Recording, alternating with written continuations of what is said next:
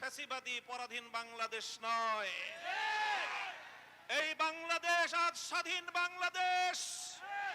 ছাত্র জনতার এক সাগর রক্তের বিনিময়ে অর্জিত এই স্বাধীন বাংলাদেশে যদি 15ই আগস্টকে কেন্দ্র করে কোন নৈরাজ্য সৃষ্টির পায়তারা করা হয়, সারা বাংলাদেশে তাদেরকে প্রতিরোধ করা হবে, প্রতিরোধ করা হবে।